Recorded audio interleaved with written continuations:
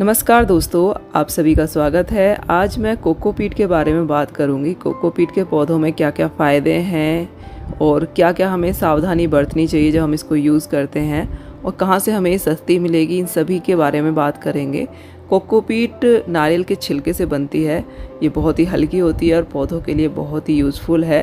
Cocopeat को use करते समय बस एक ही चीज़ का ध्यान रखना है कि हमें पानी बहुत ही देख कर देना है, क्योंकि ये पानी को थोड़ा सा होल्ड करती है। जब हम इसका यूज़ अपने पौधों में करते हैं तो लगभग आधा सा ही वज़न हो जाता है हमारे गमले का। तो बहुत ही इसके फ़ायदे हैं। सबसे पहला तो यही है कि बहुत ही कम वज़न हमारे छत पर बालकनी में रहेगा। हमारा गमला हल्का रहेगा, हम कभी भी इधर उधर उठा के उसको रख सकते हैं। हैंगिंग बास्केट भी हमारी बहुत ही हल्की रहती हैं अगर हम इसका यूज़ करते हैं तो। कोकोपीट को यूज़ करने से पौधों की बढ़त बहुत अच्छी होती है। जो मिट्टी है वो बहुत ज़्यादा सॉफ्ट रहती है, हार्ड नहीं होती।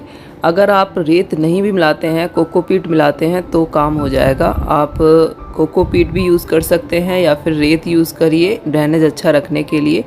तो रेत का अच्छा विकल्प है कोकोपीट। इससे ड्रेनेज भी अच्छा रहता है और मिट्टी भी सॉफ्ट रहती है। कोकोपीट को अगर आप ऑनलाइन लेते हैं तो ये काफ़ी महंगी पड़ती है। अगर आप 5 किलो की एक ईंट सी आती है वो लेते हैं तो लगभग 400-500 के करीब आती है। मैंने ये पूरा एक कट्टा लिया है नर्सरी से, जो 25 किलो का है और 200 रुपये में मुझे ये मिला है। तो अगर आप नर्सरियों पर 2-4 पर जाकर पता करें तो नर्सरी पर आपको ज़्यादा सस्ती मिलेगी कोकोपीट, और इसमें कुछ झंझट भी नहीं है।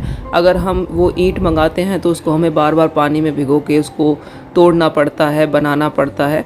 ये बनी बनाई मिली है मुझे और बहुत ही बढ़िया कोकोपीट है। और पूरा मैं एक कट्टा लेकर आती हूँ, जब ये ख़त्म हो जाता है फिर ले आती हूँ। तो लगभग 4-5 महीने तो आराम से चल जाता है अगर मैं नए पौधे लाती रहती हूँ, रिपोर्ट करती रहती हूँ। तो ये सबसे बढ़िया है कि आप नर्सरी पर जाकर पता करें। 2-4 पर पता करेंगे तो किसी ना किसी पर ज़रूर सस्ती मिल जाएगी और वहाँ से आप लें।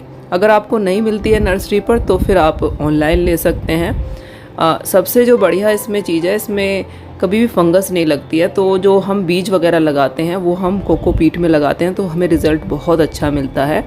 हमेशा जब भी आप बीज या फिर कटिंग लगाएंगे तो आप कोकोपीट में लगाएंगे तो आपको बहुत अच्छा रिज़ल्ट मिलेगा, क्योंकि इसमें फंगस नहीं लगती है। इसमें प्राकृतिक रूप से ये एंटी फंगल होती है। तो आप इसमें बीज या फिर कटिंग लगा सकते हैं। पौधों में आप इसको मिक्स करते हैं तो सबसे बड़ा फ़ायदा ये है कि अभी जैसे गर्मी हो रही है, सुबह से शाम तक ही पौधे बिल्कुल सूख जाते हैं। तो अगर आप कोकोपीट अपने पौधों में डालते हैं, अगर आपने मिट्टी बनाते वक्त कोकोपीट यूज़ नहीं की है तो आप इस तरह से गुड़ाई करके ऊपर भी इसको डाल सकते हैं। इससे आपके जो पौधों की मिट्टी है वो सूखेगी नहीं, बिल्कुल भी नमी बनी रहेगी पौधे में और पौधे की ग्रोथ अच्छी होगी। मल्चिंग की तरह से भी इसको हम यूज़ कर सकते हैं। ना ही कोई घास वगैरह उगेगी जो उग जाती है, और पौधे हमारे सूखेंगे नहीं, तेज़ धूप से, गर्मी से बचे रहेंगे। कोकोपीट पानी को होल्ड करती है, तो जब हम पानी देते हैं तो ये काफ़ी टाइम तक स्टोर करके रखती है पानी, तो पौधे में नमी बनी रहती है। इससे हमें पानी भी कम देना पड़ता है पौधों में। अगर हमारी मिट्टी नहीं सूखती है तो हम एक दिन छोड़कर भी पानी दे सकते हैं। इससे पानी की भी बचत होती है। और अगर हम कहीं बाहर भी जा रहे हैं तो भी हमें 1-2 दिन टेंशन नहीं होगी, क्योंकि 1-2 दिन, 3-4 दिन तो गर्मी में भी आराम से पौधे बच जाएंगे इसकी वजह से।